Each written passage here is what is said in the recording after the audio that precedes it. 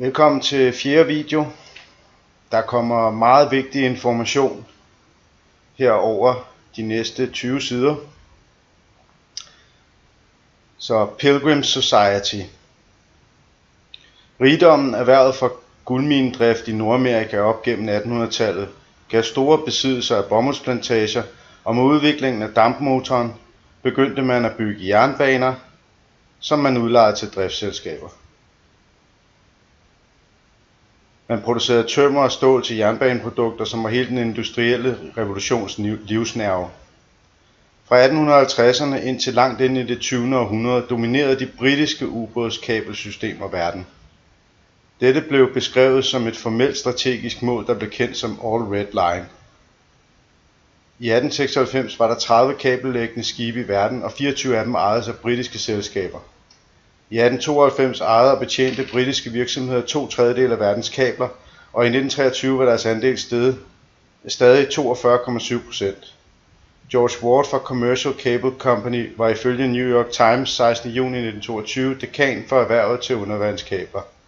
Han blev dekoreret af kejseren af Tyskland i 1900 og af kejseren af Japan i 1906 og lagde de første kabler over Atlanterhavet, hvilket muliggjorde arbitragetransaktioner mellem børsen i London og New York. Lokalhistorikeren Clyde Arbuckle anfører i Clyde Arbuckles History of San Jose, at Californien var først til at høre et klik på en telegrafnøgle den 11. september 1853. Da britterne lagde et undersøisk kabel til Krimhalvøen i april 1855, nåede nyheder London på få timer. De daglige nyhedsberetninger aktiverede den offentlige mening, der bragte den britiske regering ned og førte til, at Lord Palmerston blev premierminister.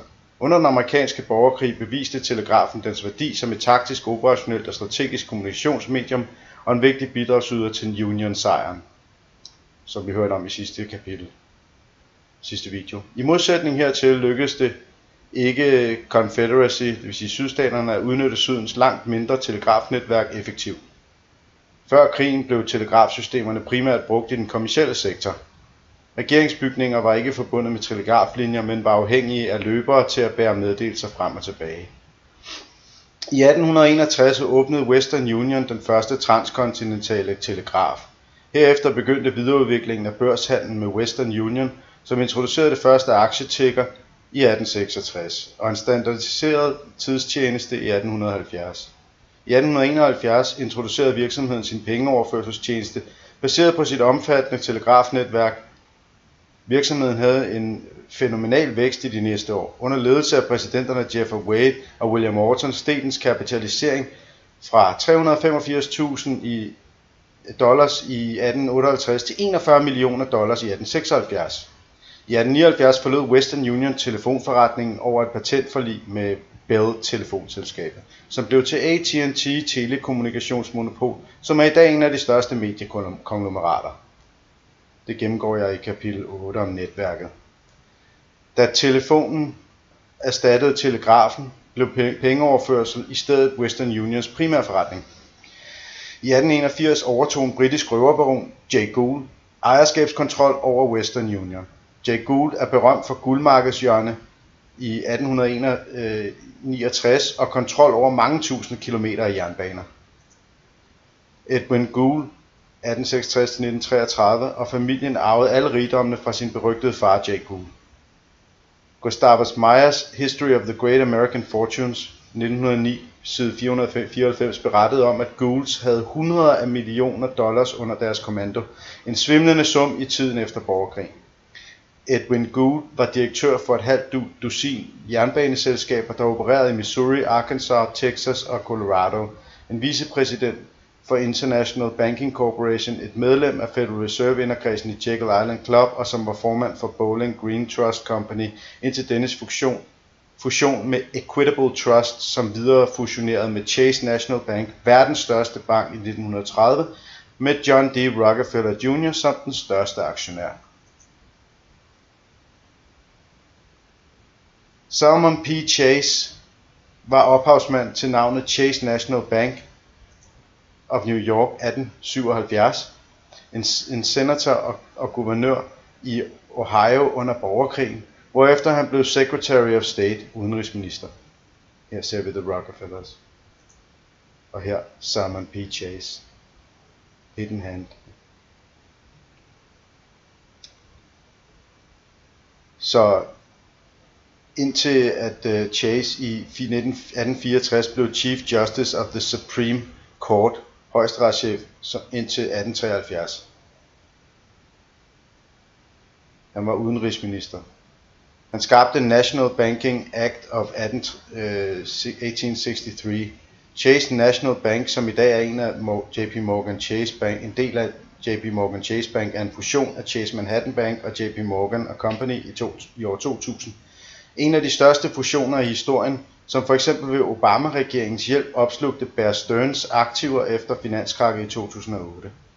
JP Morgan Chase er i dag gennem sin Chase-subsidiær en af The Big Four banker i USA. De største banker i USA, her ikke medregnet aktiv management mastodonter, er per september 2020 1. JP Morgan Chase, 2. Bank of America Corporation, 3. Wells Fargo Company, 4. Citigroup Incorporated, 5. Goldman Sachs Group, 6. Morgan Stanley, 7. US Bancorp, 8. TD Group US Holdings LLC, 9. PNC Financial Services Group Incorporated og 10. Bank of New York Mellon, BNY Mellon. 6 ud af 10 med headquarters i New York. Bank of Manhattan Company, helt tilbage i 1799, fusionerede med Chase National Bank i 1955. Den oprindelige John Jacob Astor, oprindelig Johann Jakob Astor fra Waldorf i Rheinfels 1763-1848, var kendt som udlejer i New York, fordi hans mest værdifulde ejendomsbedrifter var der. Astor var dengang øverste britiske samarbejdspartner inden for nordamerikansk økonomi, der under sit højdepunkt var den rigeste mand i Nordamerika og deltager i den britisk-kinesiske opiumhandel. Astors blev magter i Chase National Bank. History of the Great American Fortunes 1907 på side 146-147 skriver: det kan straks ses i hvilken transcendent grad Astors rigdom i USA hævede sig langt over enhver anden rig mands. Astors rigdom var for tiden på en 50. del af det samlede beløb, der var investeret i hele de forenede staters territorium. Astors, Speyer Company, JP Morgan, Stillmans, Rockefellers og Rothschilds dannede et syndikat i 1894-1895, der via et skatkammerangreb tømte det amerikanske finansministerium for $129 millioner i guld, og som herefter tvang USA til at udstede rentebærende obligationer til dem mod at levere guld. Who's Who in Finance, Banking and Insurance fra 1911 side 638 viser følgende i John Pierpont Morgans liste. John Pierpont Morgan. Han har mange gange ydet værdifuld service til den amerikanske regering siden borgerkrigen. Især i flotation af statsobligationer i 1876, 77, 78 og også 1895, da hans firma flød for $62 millioner i guldobligationer udstedt af Cleveland-administrationen for at genoprette det normale statsoverskud på $100 millioner, og som derved reddede statskassen fra en sølvbaseret økonomi. Reddet. Speyer-familien. Her kan vi se et diagram over Morgan og Company.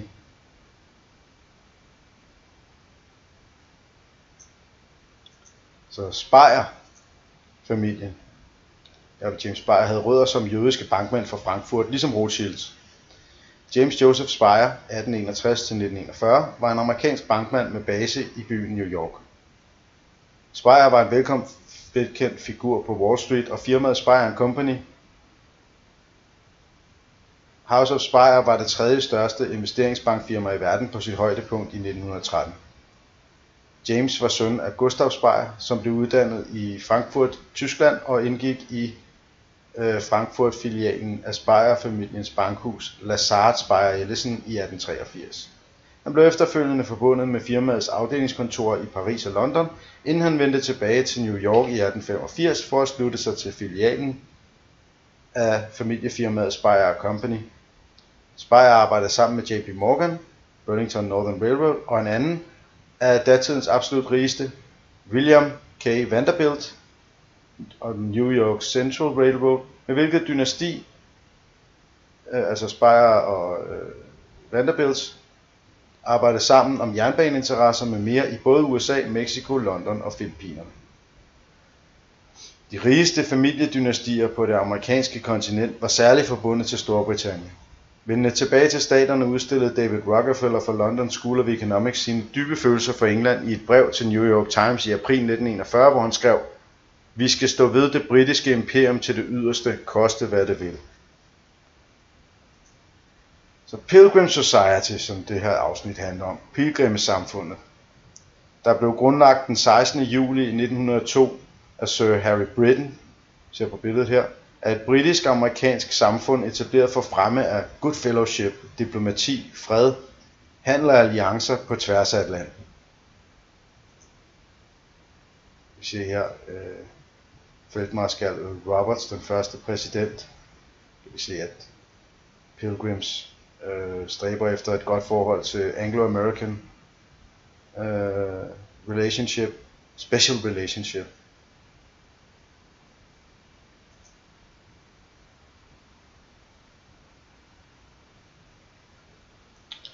Samfundet er kendt for afholdelse af middag for at byde velkommen til hver enkelt US-ambassadør i de forenede kongerige.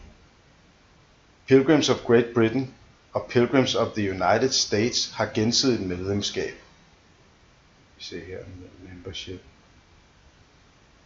Samfundets beskytter er dronning Elizabeth II, og samfundets nuværende præsident er Marshal of the Royal Air Force Baron Jock Stirrup, en ridder af The Most Noble Order of the Garter.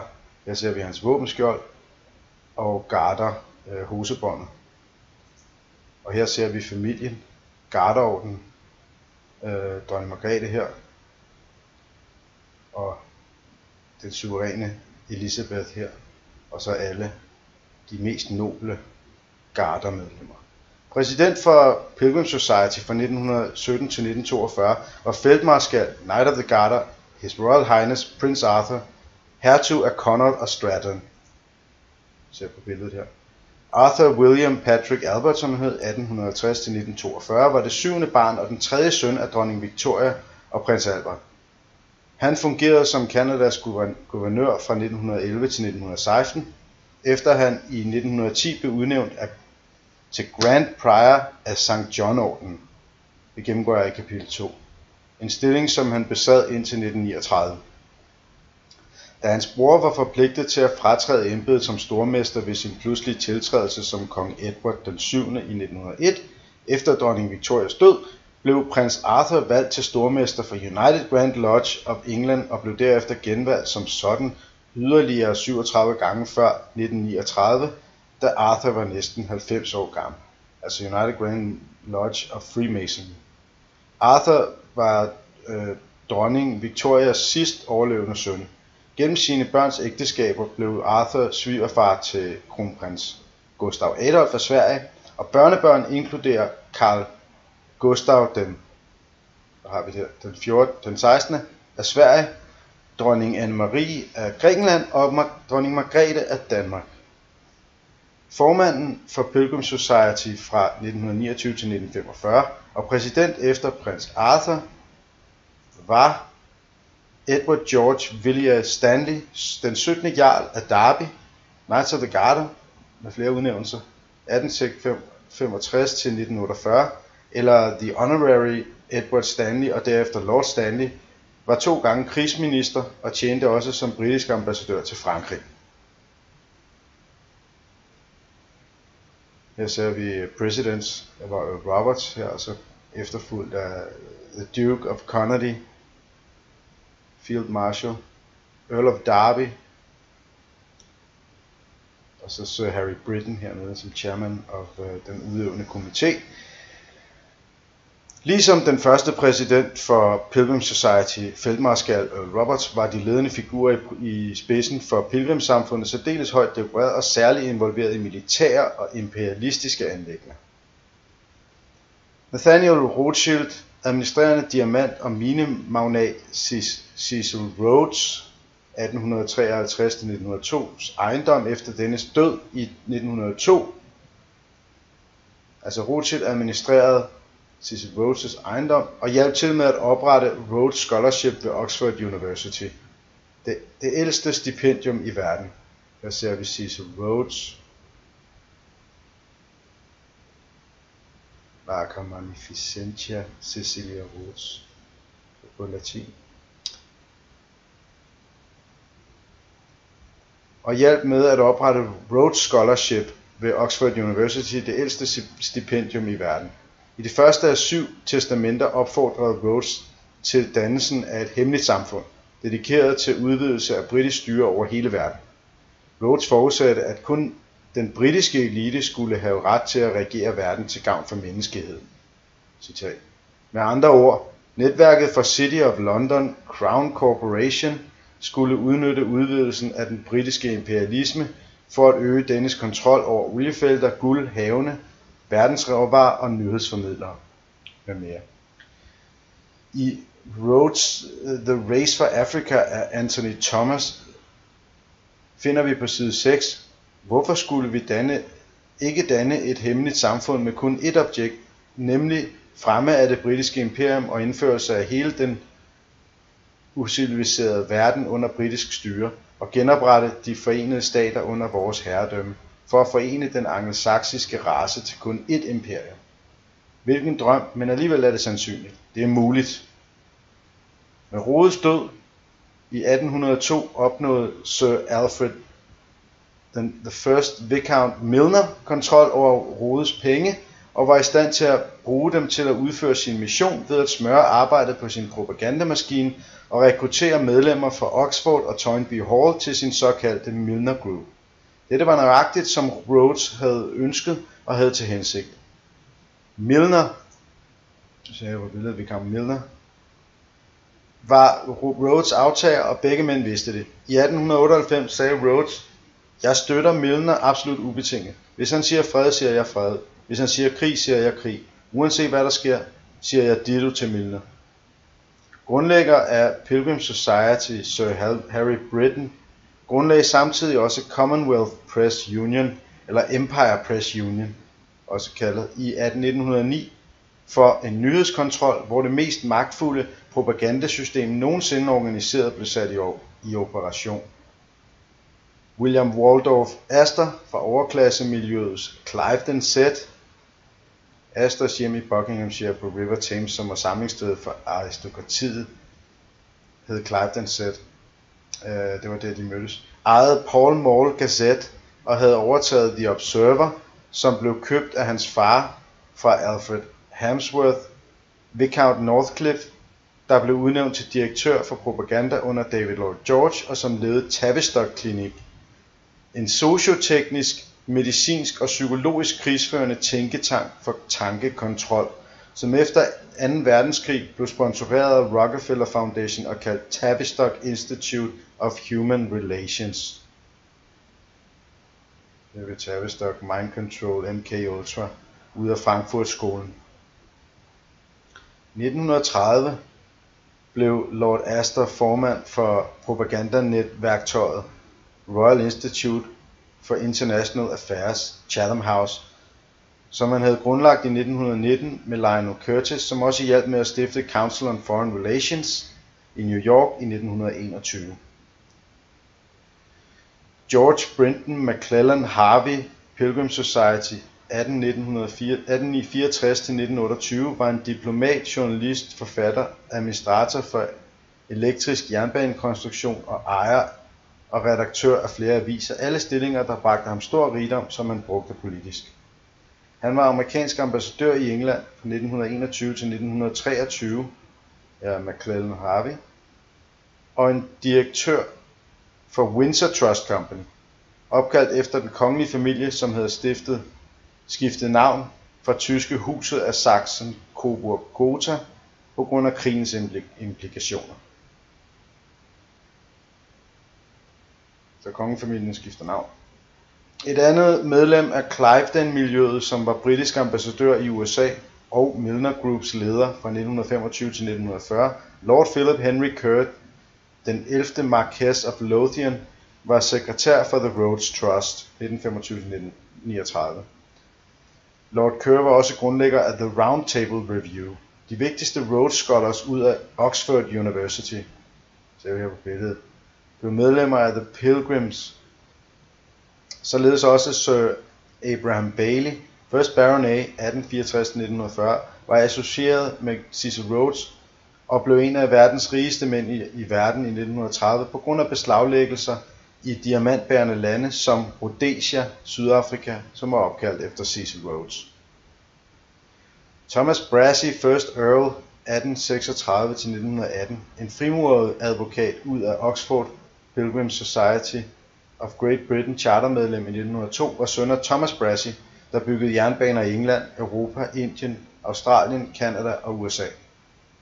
Baron Brassey var medlem af parlamentet fra 1865 til 1886, medlem af Admiralens Herre 1880 til 1884, præsident for Institute of Naval Architects, guvernør i Victoria-delstaten i Australien i 1895 til år 1900.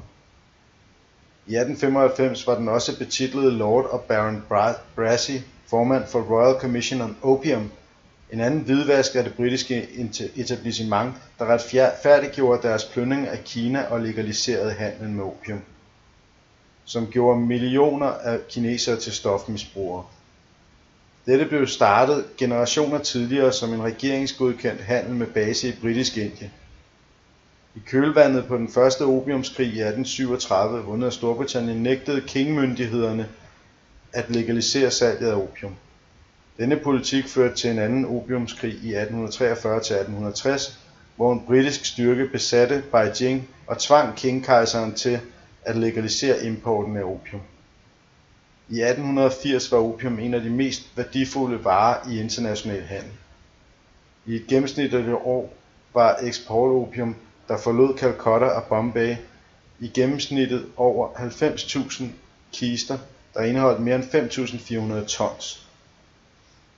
Dette svimlende beløb ville imødekomme det årlige behov hos 14 millioner opiumsforbrugere i Kina og Sydøstasien, der dagligt røg opium, og mange flere, hvis man antog mindre intens brug.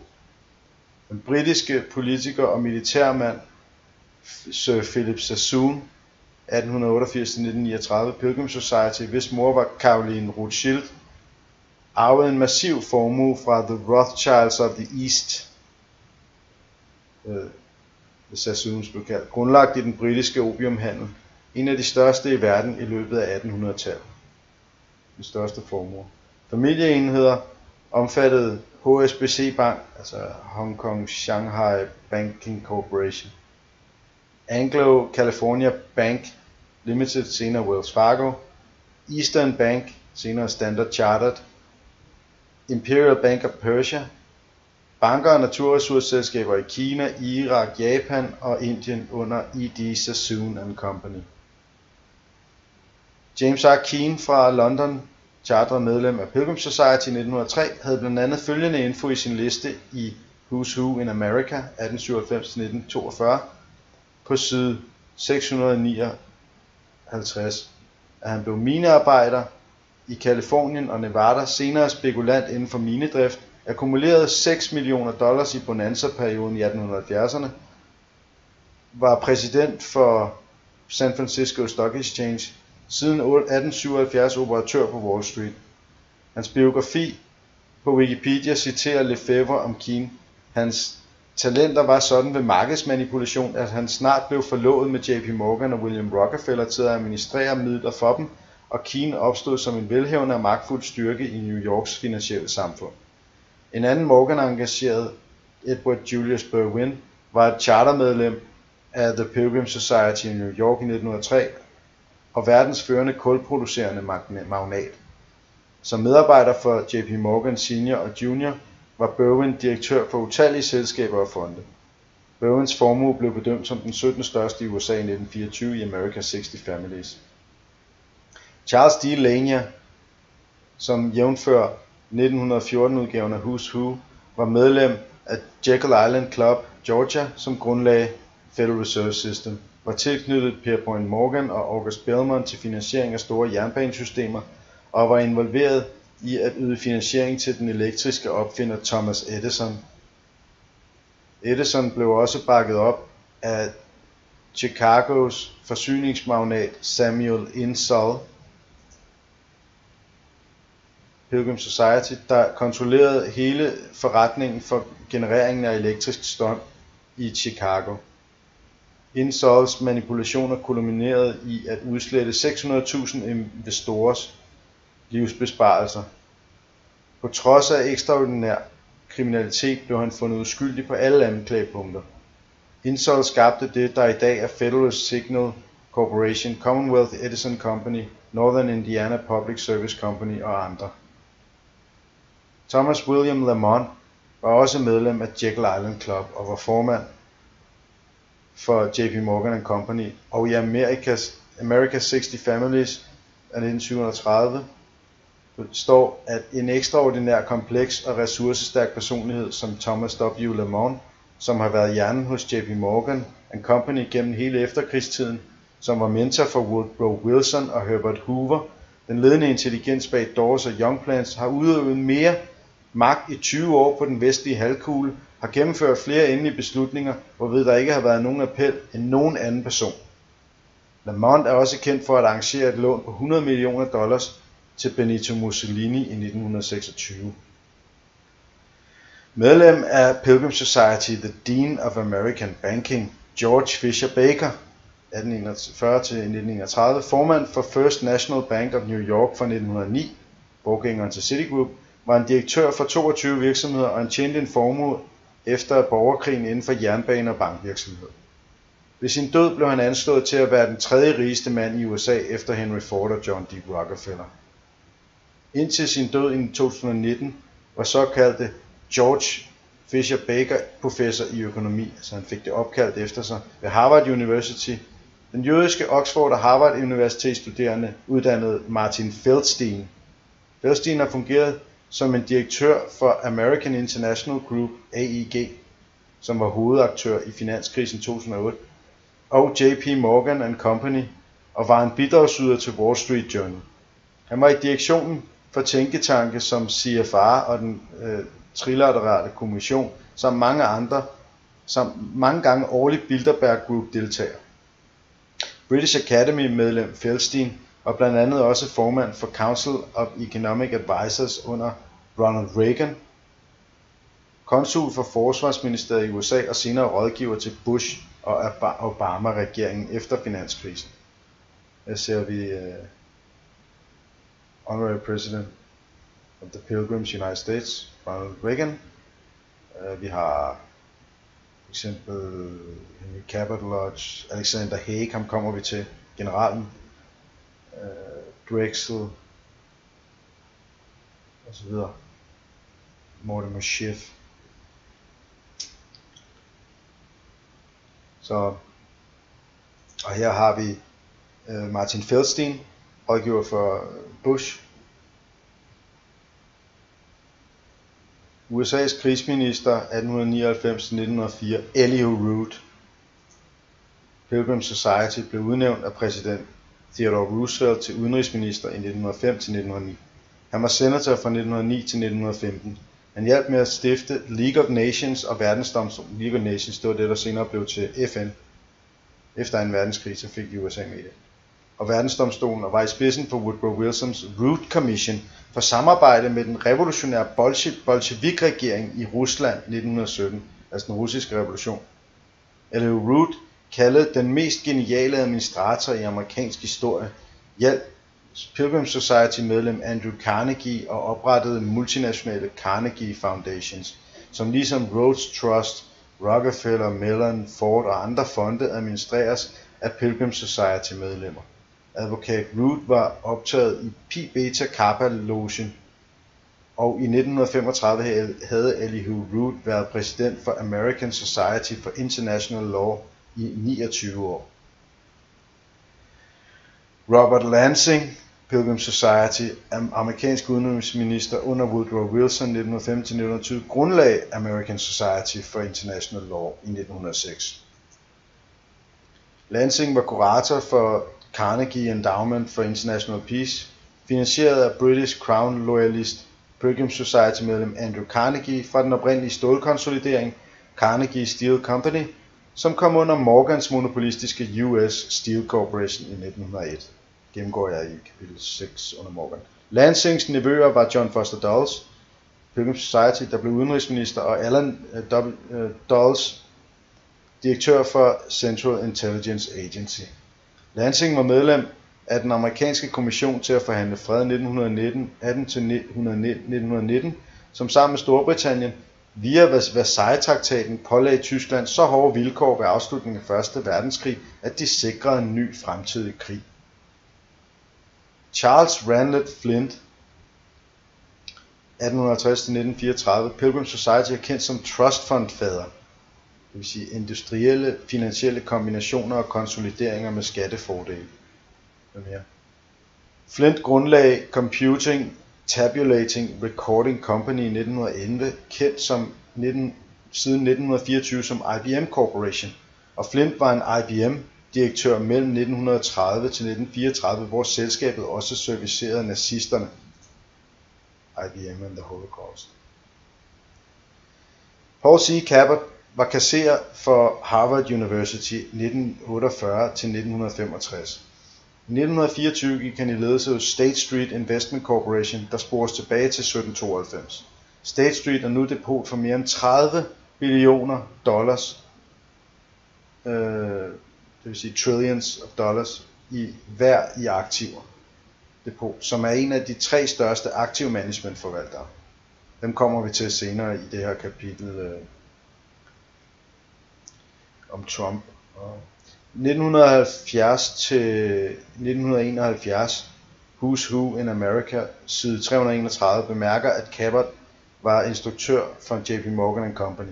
Han kommer fra en århundrede gammel Massachusetts-familie, som er en del af de mange Brahmin families of Boston, hedder det, kendt som overklassen fra det britiske aristokrati, er oprindelige bosættere, associeret med eksklusive klubber som f.eks. Somerset, Metropolitan, Knickerbocker, Pacific Union Club og særligt Harvard University.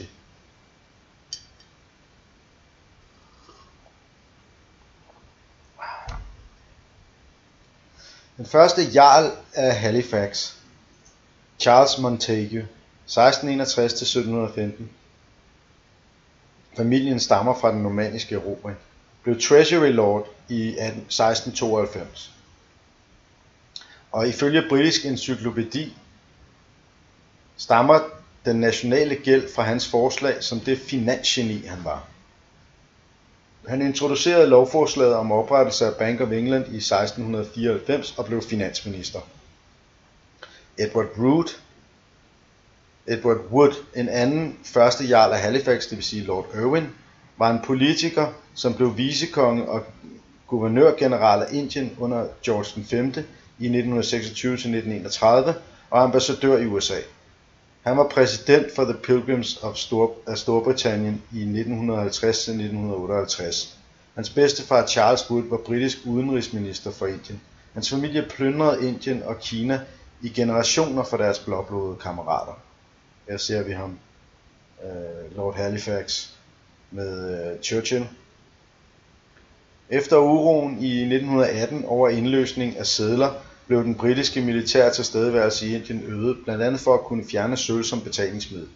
Mining Congress Journal, september 1930, side 681, rapporterede, at det britiske imperie kontrollerede 71,4% af verdens guldproduktion, og hvad angik sølv, rapporten fra Royal Commissionen for Indisk Valuta og Finansiering blev forelagt Lord Irwin, dengang britiske vicekonge i Indien, som fortsatte med at føre tilsyn med smeltning og dumpning af indiske sølvrupees på verdensmarkedet med 100 af millioner ounces, der styrtede sølvprisen til et historisk lavt niveau på 24,5 cents per ounce i februar 1931. Dette udløste den store depression ved at udslette størstedelen af Indien, Fjernøsten og Kinas købekraft til hvem den amerikanske industri ikke længere kunne eksportere varer, smadrede sølvminebranchen og kastede millioner af arbejdere ud af job, ifølge New York Times. USA var blevet en mægtig nation allerede inden man indførte indkomstskatter fra 1913, hvilket var ulovligt i forhold til artikel 8 i USA's forfatning. Men den første indkomstskat i de forenede stater blev implementeret allerede med Revenue Act fra 1861 af Abraham Lincoln under borgerkrigen. I 1895 afgav Højesteret dommen om, at den amerikanske føderale indkomstskat på renteindtægter, udbytteindtægter og lejeindtægter var forfatningsstridig i Pollock vs. Farmers Loan and Trust Company, fordi det var en direkte skat. Pollock-beslutningen blev tilsidesat ved ratificeringen af den 16. ændring til de forenede staters forfatning i 1913 og ved efterfølgende højesteretsafgørelser i USA. Advokat Cordell Hull skrev den føderale statslige indkomstskat fra 1913 og dens revision fra 1916, samt loven om arveafgift fra 1916. Kongeproducenterne bag ham vidste, at de ville være fritaget for arveafgift via deres fonde, en anden måde at forhindre kapitaldannelse uden for samfundet. Hull var den længst fungerende udenrigsminister 1933-1944 under Franklin Roosevelt, som kaldte ham faderen til de forenede nationer. Her ser vi Transfer of Silver, Executive Order.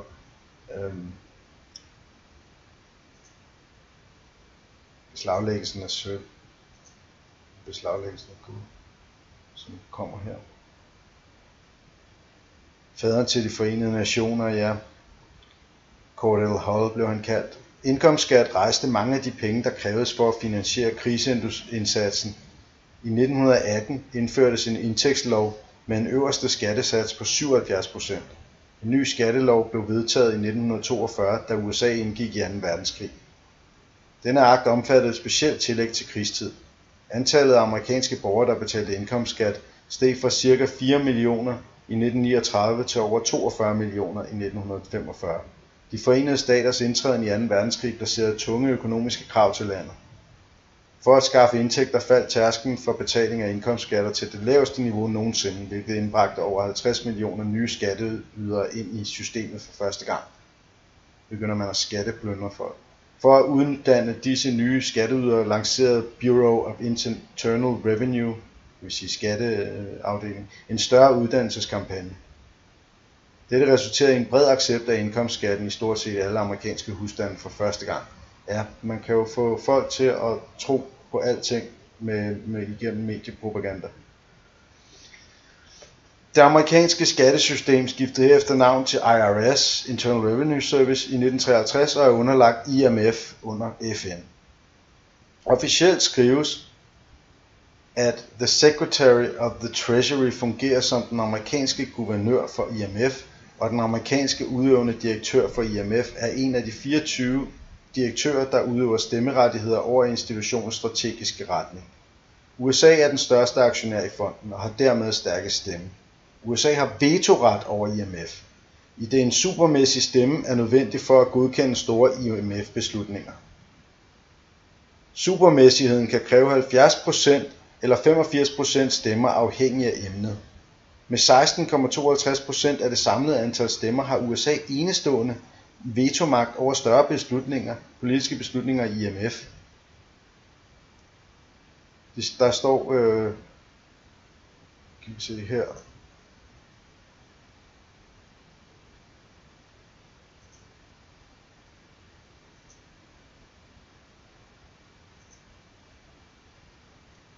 så det er altså officielt.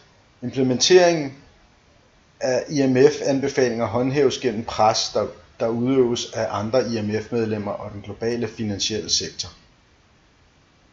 Så man kan altså ikke bestemme sin egen økonomiske finansielle politik, der bestemmes af andre af de her IMF-medlemmer.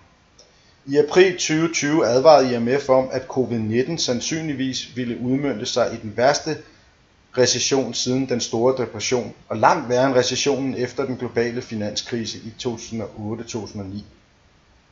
Forklares det alt sammen officielt. IMF-medlemmer accepterede i december 2010 en bred vifte af reformer, der også fordoblede IMF's kvote, dets medlemsbidrag.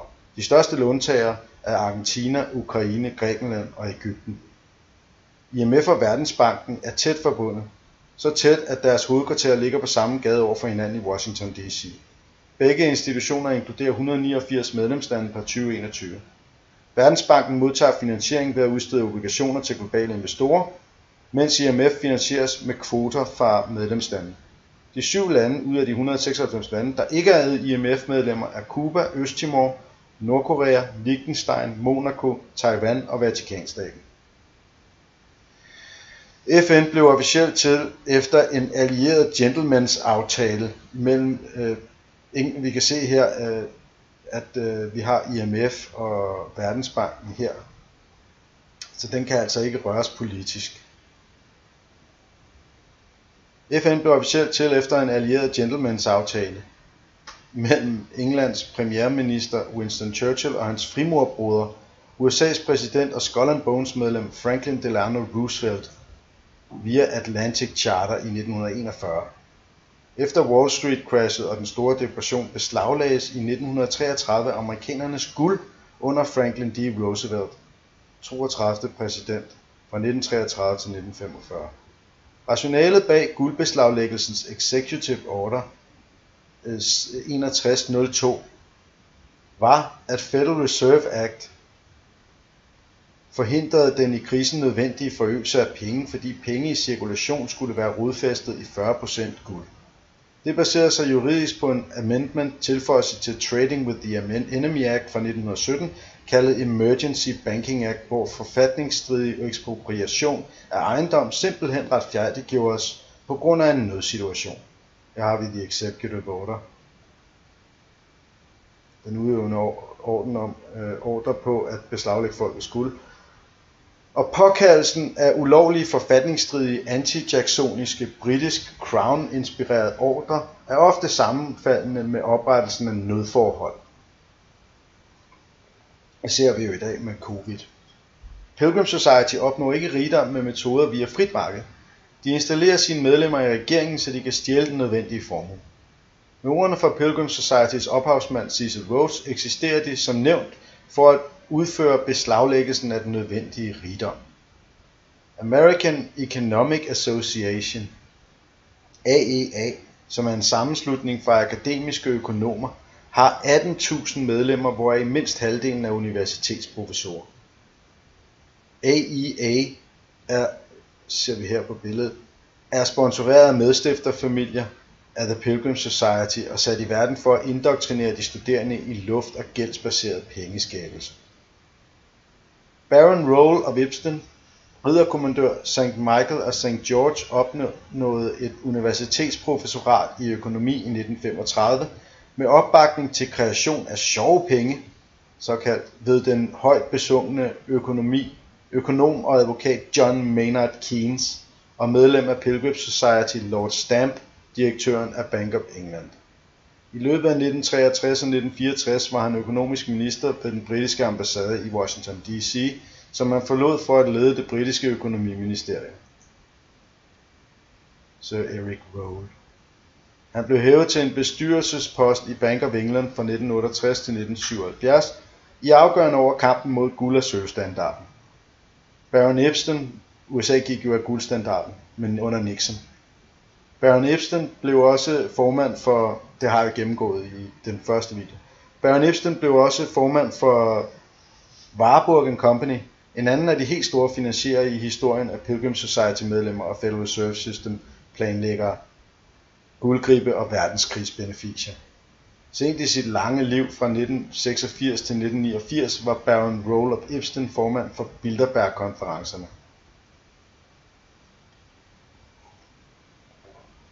Så Christopher Meyer, Pilgrim Society, britisk ambassadør i USA, her ser vi ham Bush, 1997-2003, som sad i det internationale rådgivende udvalg for British American Business Incorporation, dannet af en fusion mellem British American Chamber of Commerce og American Chamber of Commerce United Kingdom i år 2000, skrev i 2009 en bog om sin såkaldte 500-årige historie over hele verden med britisk diplomati under titlen Getting Our Way. British American Business Incorporation arbejder, jævnfør hjemmesiden babbing.org, for ekspansionen af New York og Londons business. I denne organisation sammenflettes interesserne fra alverdens største multinationale selskaber og de største banker fra England og USA, som for eksempel HSBC, JP Morgan Chase, Barclays og Bank of New York Mellon. Bank of New York Mellon er en af de verdens største banker og aktiv management forvaltere. Fra og med år 2020 med 38,6 trillioner dollars, trillions, under forvaltning eller varetægt. Banken trækker sine tråde tilbage til den amerikanske stiftende fader Alexander Hamilton. Et eksempel på den hårde indre kerne af Pilgrim Society finansfolk var Paul Mellon, anden generation og søn af Andrew Mellon og finansminister fra 1921 til 1932. Pauls biografi af William Hoffman fra 1974 afslører, at Paul kontrollerede 1000 virksomheder, og at hans far var direktør for 51 store selskaber.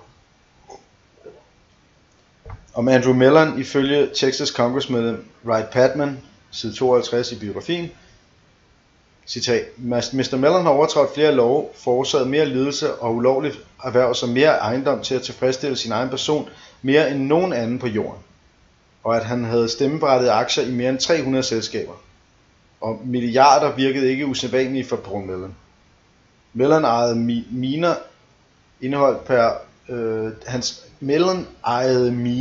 indeholdt per 1928 privatpoliti, der bar maskingevær.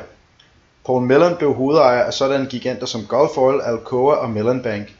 Drew Pearson, en nationalt fremtrædende journalist i 1920'erne og 1930'erne, sagde, citat, i 8 år dominerede Mellon den nationale hovedstad. I 8 år tjente præsidenter under ham. Så stærk var hans indflydelse, så stor hans prestige, at han fortalte dem, hvad de skulle gøre, og hans dom var endelig. Per januar 1935 var Paul Mellon på The Pilgrims udøvende komité ifølge New York Times. Han var formand for War Finance Corporation og er kendt for at have høstet kolossalt overskud fra 1. verdenskrig. 1897 til 1942's Who's Who in America, side 828, noterer, at Mellon var formand ex officio Federal Reserve Board. Pauls svoger, David Kirkpatrick Este Bruce, var ambassadør i Frankrig, Tyskland og England i perioden 1961 til 1969. Han var Pilgrims vicepræsident og et militær efterretningstjeneste aktiv under 2. verdenskrig i det europæiske OSS i London, som senere udviklede sig til CIA. Han var medgrundlægger af Georgetown-sættet i Washington D.C. sammen med Frank Wisner. Her ser vi Georgetown i Washington. Inkluderet i Georgetown-sættet, som det blev kaldt, var Pilgrim Society-medlem Dean Acheson, 1893 til 1971. Her ser vi, det er Truman, det er McCloy, det var den næste præsident efter Roosevelt, Truman, og McCloy og Dean Acheson.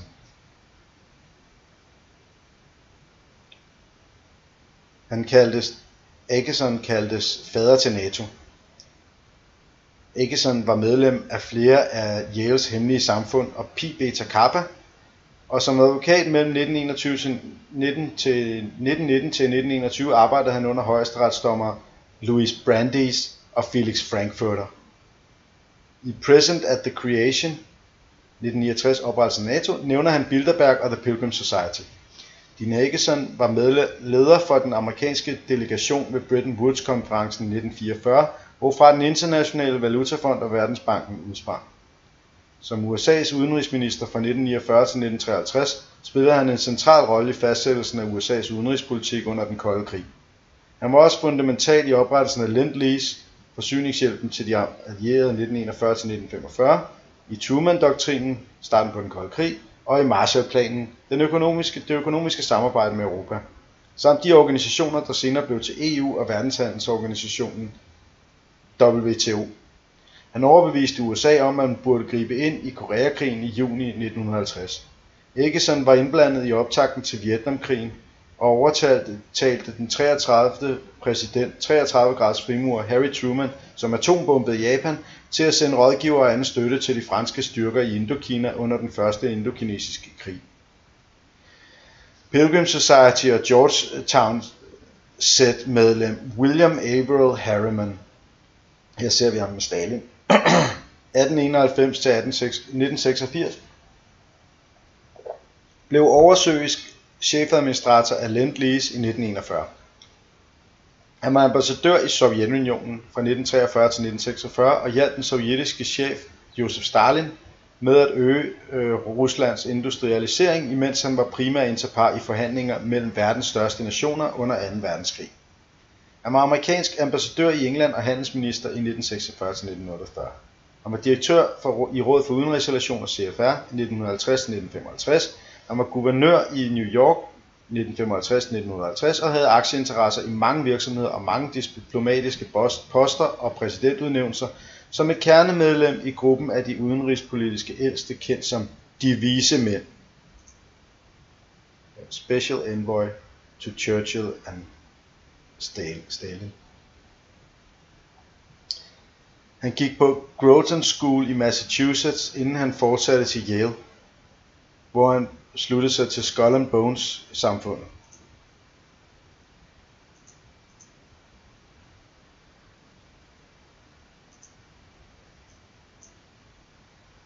Så altså Skull and Bones, men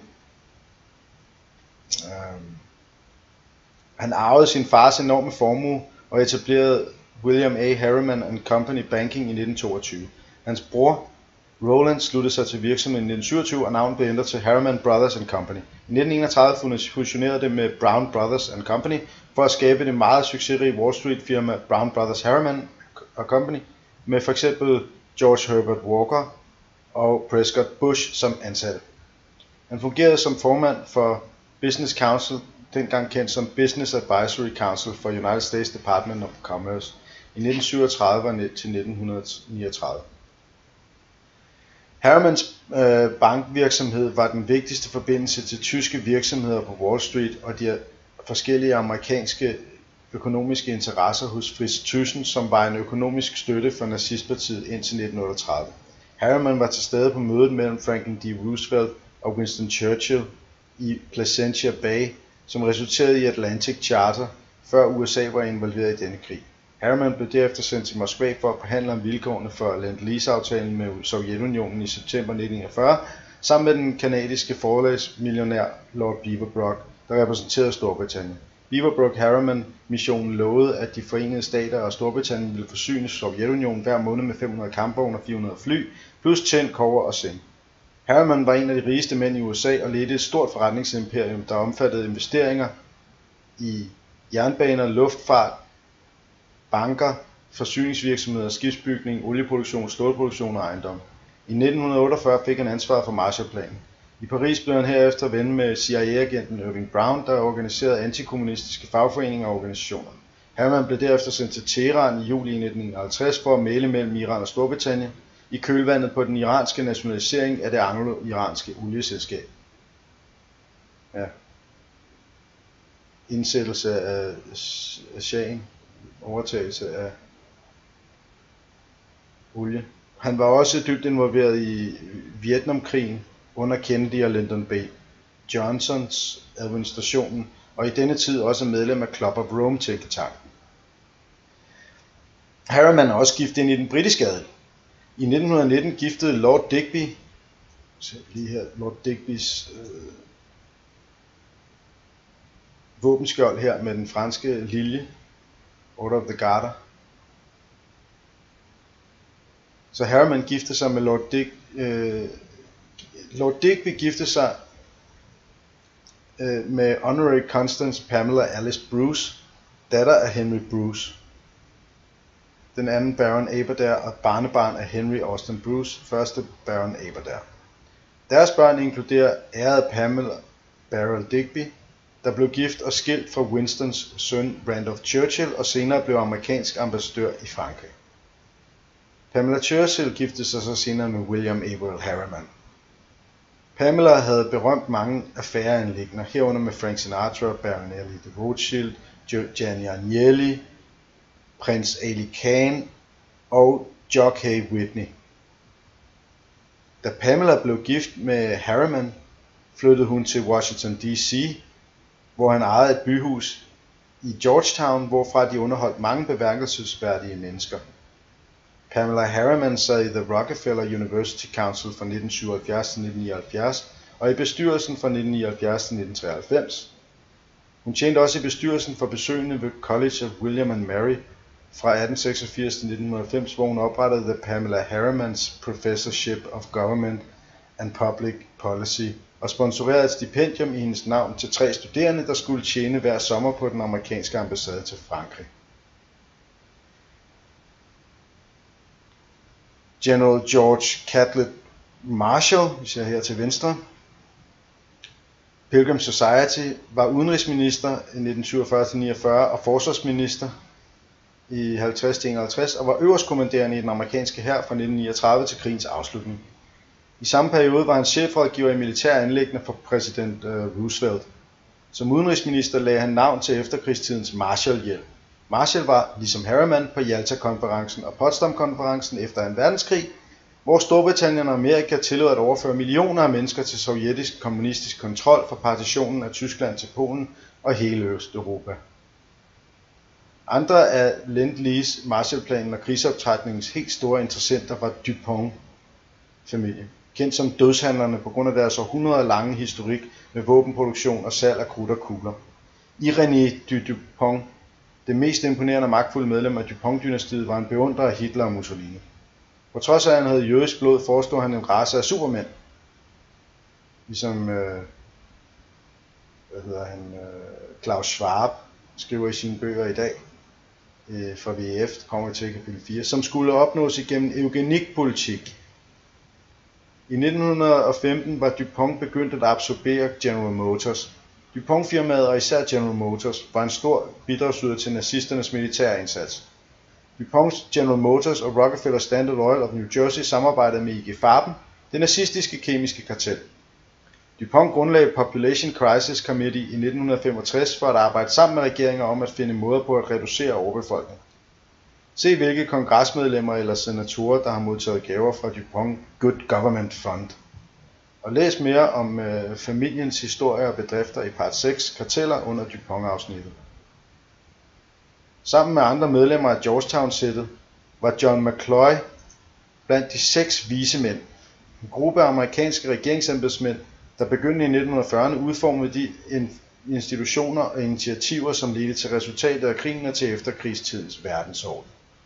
De 6 venner der også omfattede Dean Acheson, William Averill Harriman og Robert Lovett, var alle vigtige udenrigspolitiske rådgivere for de amerikanske præsidenter, fra Roosevelt til Lyndon B. Johnson.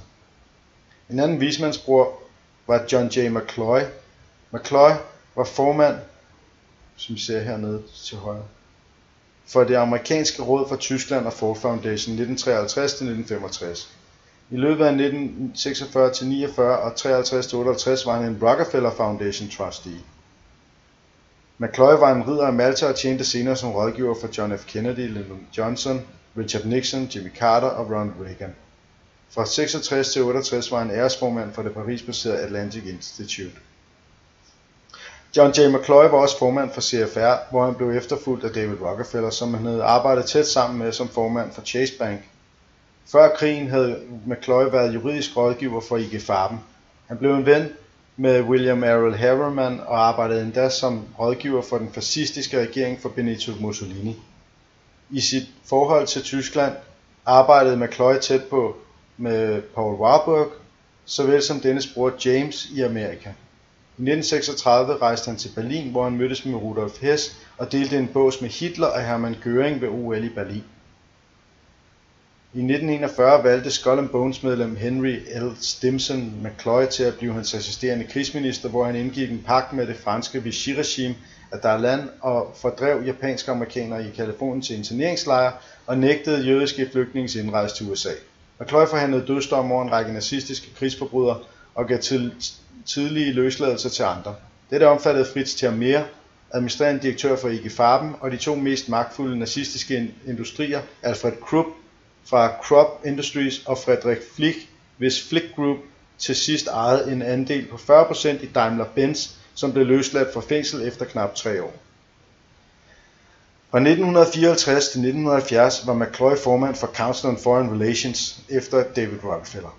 På grund af sin statur i den juridiske verden, hans lange tilknytning til Rockefellers og som præsidentkonsulent, blev McCloy under tiden omtalt som formand for det amerikanske etablissement. McCloy var præsident for Verdensbanken fra 1947 til 1949, som sammen med IMF var en oprettelse af Rådet for Udenrigsrelationer, CFR. Verdensbanken havde stærk forbindelse til Chase Manhattan Bank, som sammen med Standard Oil fungerede som den økonomiske base for David Rockefeller. David blev præsident for Chase i 1960, og under hans ledelse spredte Chase sig internationalt og blev den største af enhver bank i verden. Chase var også tæt forbundet med og har finansieret olieindustrien og haft mangeårige forbindelse med sin bestyrelse til efterfølgende for Standard Oil, især ExxonMobil. 3 præsidenter for Verdensbanken, herunder John J. McCloy, Eugene Black og George Woods, arbejder alle hos Chase, inden de tiltrådte positioner i Verdensbanken. Læs uddybende om Rockefeller-dynastiet i kapitel 6. McCloy var medlem af Warren-kommissionen og central i myten om, at den britisk royal blodlinje beslægtede Lee Harvey Oswald handlede alene i mordet på præsident Kennedy. Men Madeleine Brown, der hævdede at have været Lyndon B. Johnsons elskerinde og mor til sit barn, erklærede i et interview i tv-showet A Current Affair, at hun den 21. november 1963 var i Clinton Murchisons Dallas hjem om aftenen før mordet på JFK, som blev overværet af Johnson såvel som andre berømte, velhavende og magtfulde individer, herunder John J. McCloy, J. Edgar Hoover, Richard Nixon, H.L. Hunt, som det siges at Dallas-figuren J.R. Ewing, at hans person, at den er bygget, at J.R. Ewings person er bygget på ham, og Sid Richardson. Ifølge Brown havde Johnson et møde med flere af mændene, hvorefter han fortalte hende, citat, efter i morgen vil disse Jones Kennedys aldrig mere genere mig. Det er ingen trussel, det er et løfte, citat slut. Browns udsagn blev understøttet af den tidligere CIA-agent Robert D. Morrow, der skrev i bogen First Hand Knowledge How I Participated in the CIA Murder of President Kennedy, citat på. Aftenen før mordet deltog Hoover og Nixon i et møde sammen i Dallas-hjemmet og for oliebaron Clinton Murchison. Blandt de emner, der blev drøftet på dette møde, var Hoover og Nixons politiske fremtid, hvis præsident Kennedy blev myrdet. Citat slut. Murchison blev sammen med Richardson og H.L. Hunt store tilhængere af Lyndon B. Johnson for at opretholde en generøs skattegodtgørelse på olieområdet. I januar 1963 havde Kennedy imidlertid fremlagt sine forslag til skattereform, som omfattede lindring af skattebyrder for lavindkomster og ældre borgere. Kennedy sagde også, at han ønskede at fjerne olieudtømningsopgodtgørelsen. Det er blevet anslået, at den foreslåede fjernelse af godtgørelsen ville have resulteret i et tab på omkring $300 millioner om året for olietycoons i Texas, såsom H.L. Hunt og Richardson. Efter mordet på Kennedy droppede frimurerpræsident Lyndon B. Johnson regeringens planer om at fjerne skattegodtgørelsen på olieområdet. Kennedy var også en trussel for bankkartellet, mediekonglomerat og hemmelige efterretningstjenester. Den gennemgår jeg til sidst i kapitel 8. Præsident Kennedy. Som rapporteret af Sterling og Peggy Seagrave i Gold Warriors, America's Secret Recovery of Yamashita's Gold, var det et hemmeligt netværk, der gendannede aktiemagternes guld i en lyssky amerikansk slushfond, kendt som Black Eagle Trust Fund. Ifølge Seagraves læses medlemskab af Knights of Malta, gennemgår i part 2, som en who's who for Black Eagle Trust. Altså nazisternes. Udover General Douglas MacArthurs medarbejdere omfattede de tidligere OSS-chef Bill Donovan, tidligere CIA-leder William Colby, John McCone, William Casey, George W. Bush og James G. Angleton. Som Seagraves forklarede, det var Donovan, der arbejdede bag kulisserne med John J. McCloy, medlemmer af Mellon-familien, Dulles-brødrene og gangster Meyer Lansky, der oprettede det globale netværk af hemmelige fonde og sorte banker, som brugte kreativ brug af Black Eagle Trust og hvidvaskede overskud fra narkotika, før pengene kom ind for at styrke den amerikanske økonomi i amerikanske banker. Ideen om en global politisk handlingsfond baseret på krigsbytte stammer fra Roosevelt-administrationen med krigsminister Henry L. Stimson. Da tidevandet vendte mod aksemagten, var det kun et spørgsmål om tid, før nazistisk guld begyndte at blive genvundet. For at fjerne enhver spor af oprindeligt ejerskab havde nazisterne smeltet deres guld ned og omarbejdet det til barblokke, markeret med hagekorset og den sorte ørn fra Reichsbank. Stimsons specielle assistenter hertil var en stedfortræder John J. McCloy, Robert Lovett og konsulent Robert B. Anderson. De havde først forestået til præsident Roosevelt at bruge genoprettet nazistisk, fascistisk og japansk krigsbytte til at finansiere en global politisk handlingsfond, som blev kendt som et tophemmeligt projekt, der under tiden kaldtes Black Eagle. Det, som flere af de vise mænd havde til fælles, var deres tætte forhold til Harrimans og Rockefellers. Lovetts far havde været højre hånd af jernbanemagnat Edward Henry Harriman hos Brown Brothers Harriman. Ifølge Sterling og Peggy Seagrave har en række kilder påpeget, at Black Eagle Trust kun kunne have været oprettet med samarbejde fra de mest magtfulde bankfamilier i Amerika og Europa, herunder Rockefellers, Harrimans, Rothschilds, Oppenheimers, Morgans, Warburgs med flere. Direktør for Federal Reserve under guldbeslaglæggelsen i 1933 var Eugene Robert Black. Hans søn af samme navn blev præsident for Verdensbanken efter McCloy fra 1949 og helt indtil 1963. Sønnen Black fra Chase National Bank var en særlig finansiel konsulent for de Forenede Nationer og et medlem af komiteen for evaluering af USA's udenrigshjælpsprogram, og direktør for f.eks. Brookings Institution, International Telephone og Telegraph ITT, Lazard Fund, Royal Dutch Shell, Woolworths og andre. Han var administrator for Atlanterhavsrådet, Rockefellers befolkningsråd, som går ind for befolkningsreduktion. Vi kommer til John Hopkins University og Ford Foundation. Blacks direktør for den internationale valutafond og Verdensbanken, William II Viscount Harcourt, Pilgrim Society of Great Britain, var formand for Trustees of the Rhodes House, Oxford og for British Treasury delegationen på den britiske ambassade i Washington D.C. mellem 1954 til 1957.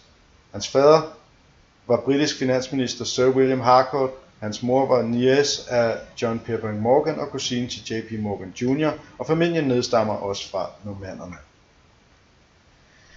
Pilgrim Society medlem, amerikansk ambassadør til UK, His Excellency John Hay Whitney, 1904-1982, udgiver af New York Herald Tribune, opfandt termen venture capital, efter at han havde startet J.H. Whitney & Company.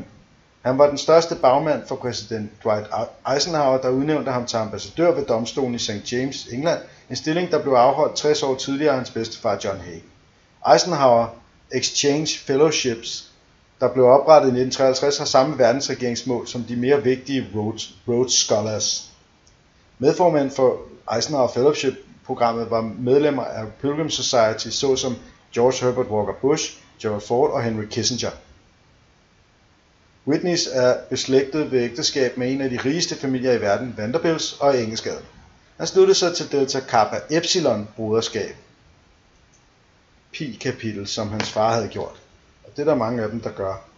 Vi kan se her, at den bevingede sol, det er et tegn for Horus og Ra i den egyptiske mytologi, ligesom det var for Anunnaki i oldtidens Sumer.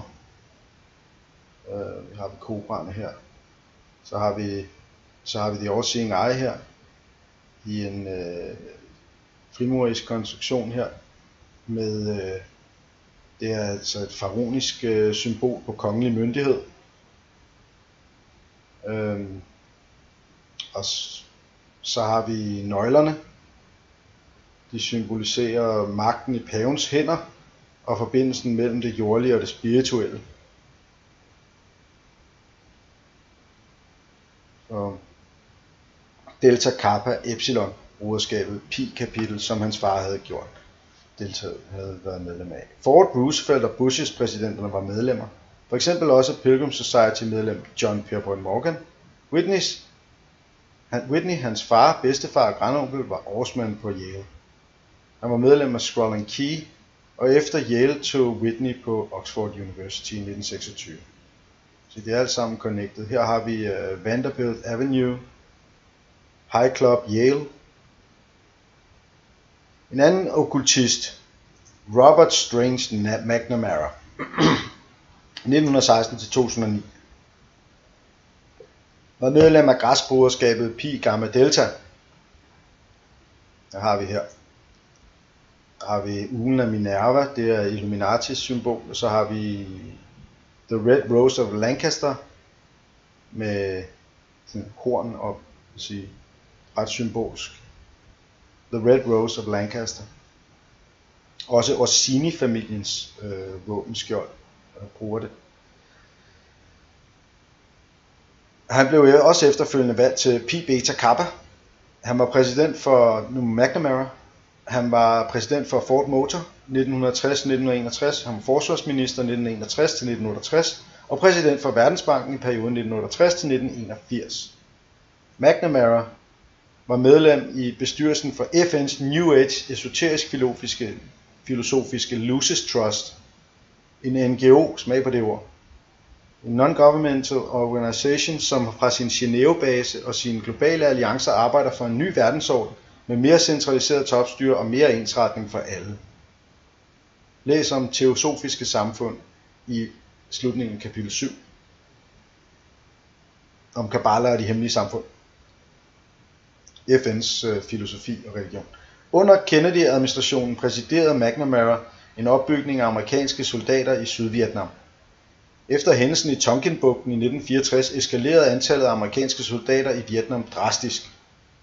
McNamara og andre amerikanske politikere frygtede officielt, at Sydvietnams fald til et kommunistisk regime ville føre til andre regeringer i regionen faldt.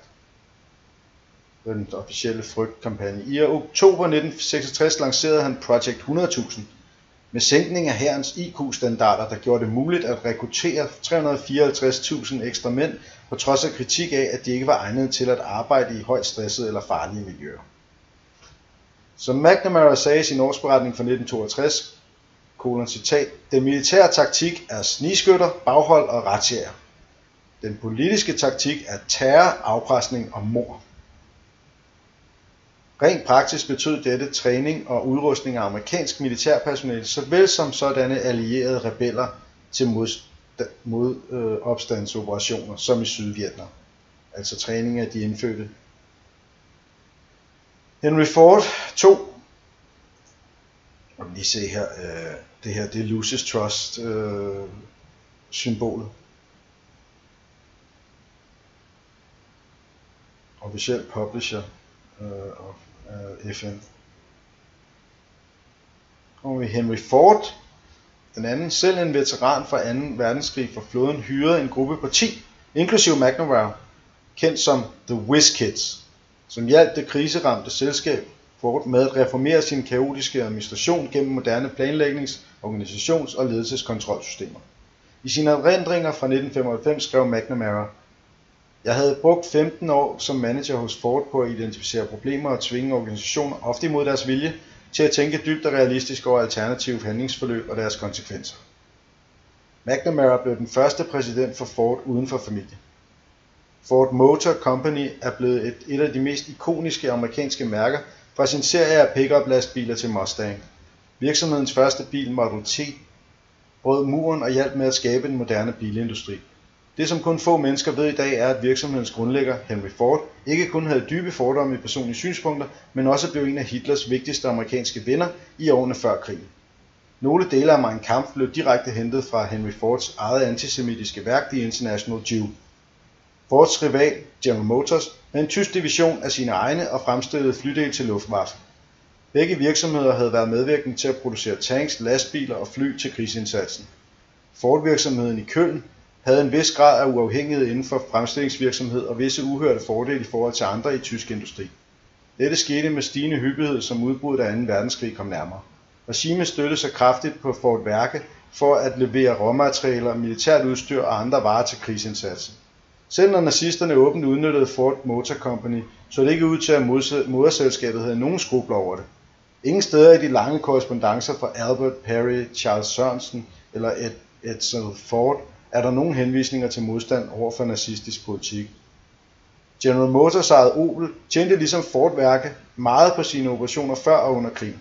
Ligesom Ford placerede Opels krigstidsledelse flittigt alt selskabets udbytte på en spærret konto for at blive modtaget af General Motors efter krigens afslutning. General Motors overtog leveringen af blokerede midler i 1951, ligesom Ford gjorde. En større aktionær i Ford Værke før og igennem krigen var IG Farben, hvis Zyklon B-gas var ansvarlig for millioner af mord. Ford lastbiler var bogstaveligt talt køretøjer til Lebensraum, Virksomheden baserede sine bidrag til krigen på både den østlige og den vestlige front. Et kompendium med korte biografier om berømte frimurer, udgivet af en frimurerloge, viser, at Henry Ford var medlem. Og det blev bekræftet af Grand Lodge i New York, som initieret i Palestine Lodge nummer 357, Detroit i 1894, hvor Henry Ford blev initieret. Her ser vi ham modtage Order of the British Empire Storkors.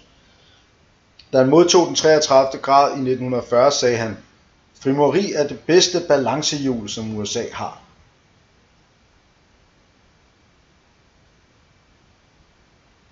Den 4-stjernede general Alexander M. Haig, Pilgrim Society og Ridder af Malta, var National Security Advisor 1969-1972 under Nixons udenrigsminister Henry Kissinger. Pilgrim Society gennemgår Henry Kissinger i kapitel 8 om netværket. Ser her til venstre, til højre Alexander Haig. I 1973-74 var Haig stabschef i Det Hvide Hus, øverstbefalende for NATO fra 74-79 og udenrigsminister for USA 1981-1982. Haig var en grundlægger og direktør for America Online. Han havde dekorationer fra f.eks. Sydvietnam, Vesttyskland og Saudi-Arabien. Han blev præsident for United Technologies Corporation i 1984, som fusionerede med det kæmpemæssige militærindustriselskab Raytheon Technologies i 2020. Haig var i The Pilgrims Executive Committee fra 1983 og var rådgiver for Washington Institute for Near East Policy.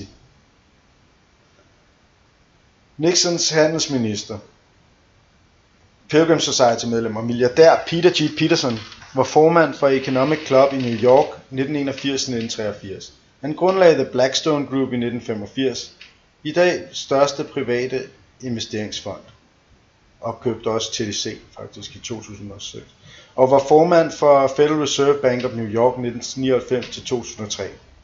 Han efterfulgte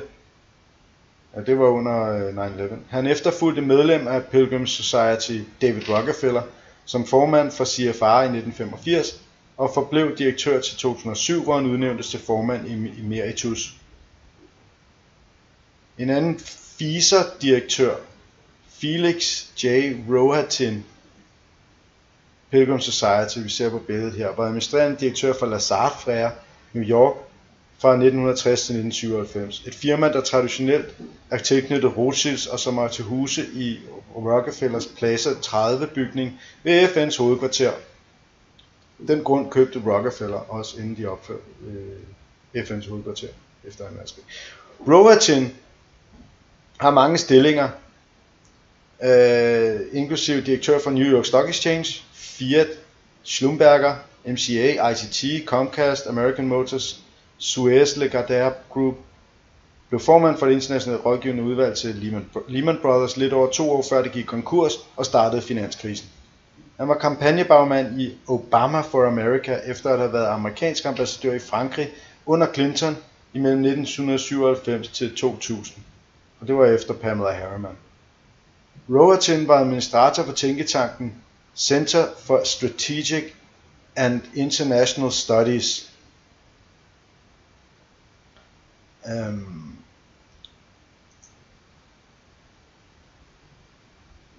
i Washington D.C., som blev grundlagt i 1962 ved Georgetown Jesuit University.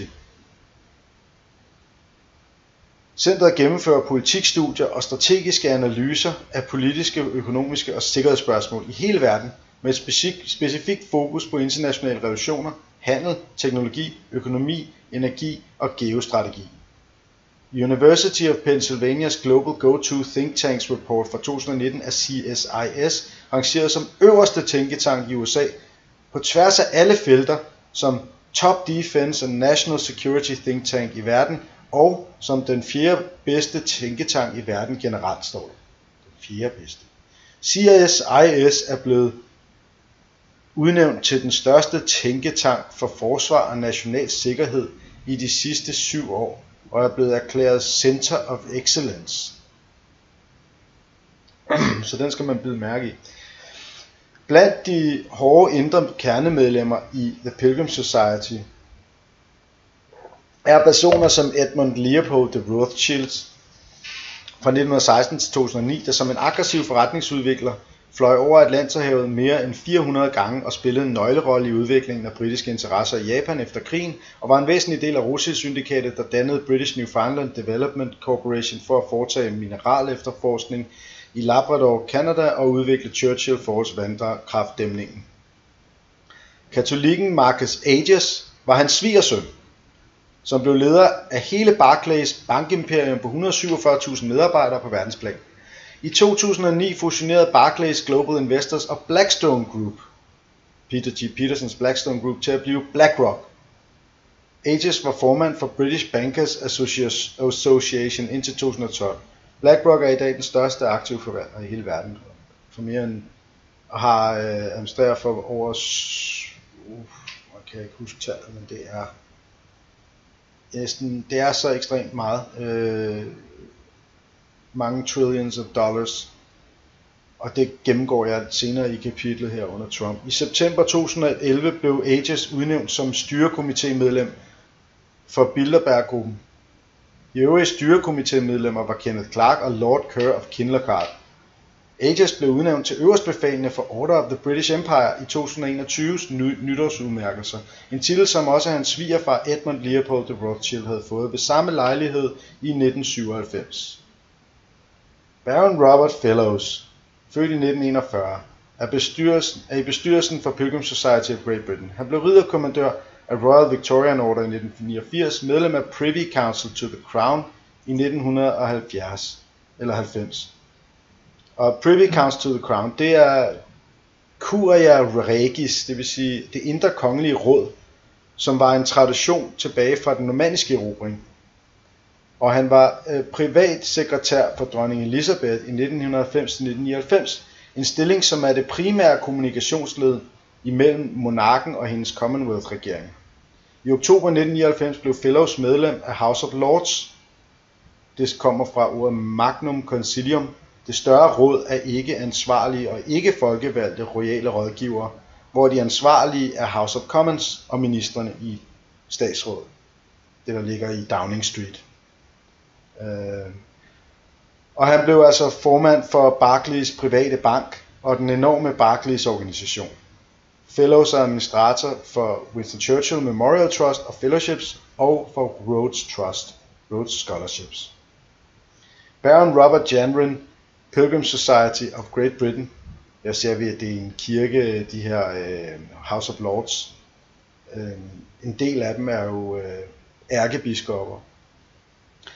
Så Baron Robert Janvrin, Pilgrim Society of Great Britain, karrierediplomat for Nordatlantiske Traktatorganisation NATO, efterfulgte Lord Fellows som privatsekretær for dronningen.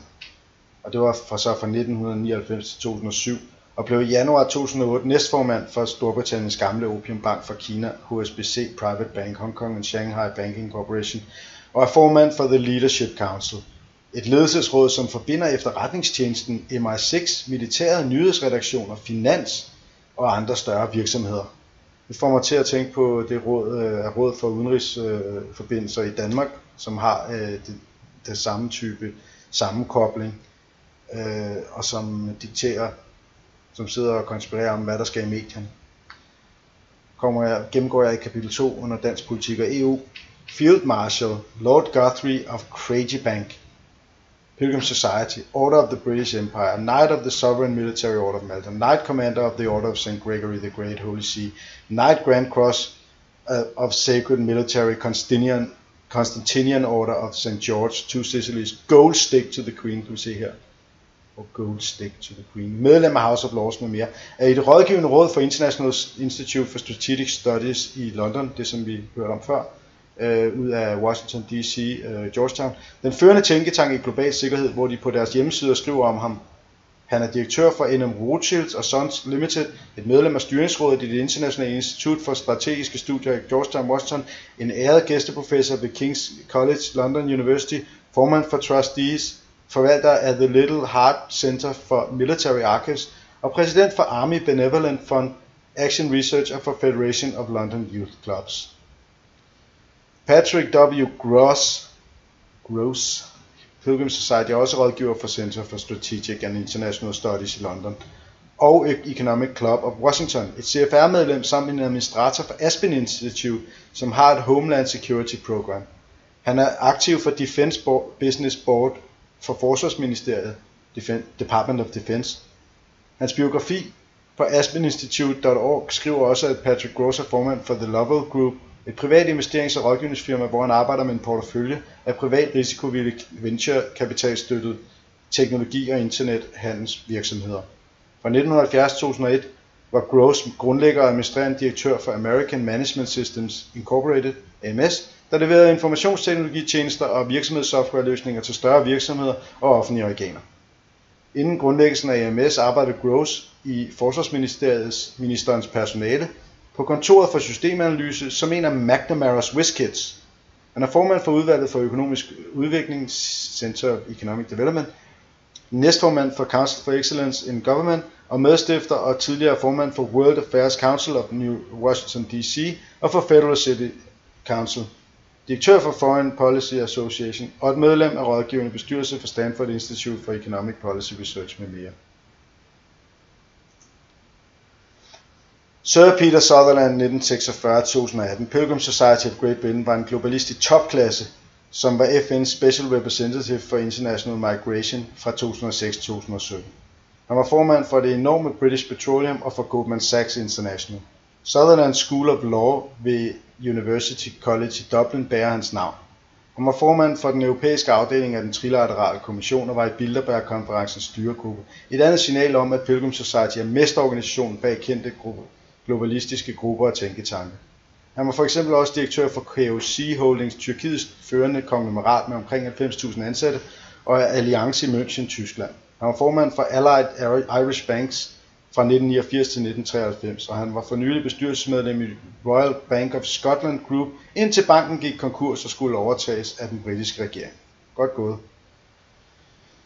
Sir Peter Sutherland var en ridderkommandant for St. Michael and St. George, en militærorden, som The Crown oprettede i 1818 efter Napoleonskrigene, og en katolsk ridder af Order of St. Gregory, Holy See, samt finansrådgiver for Vatikanet.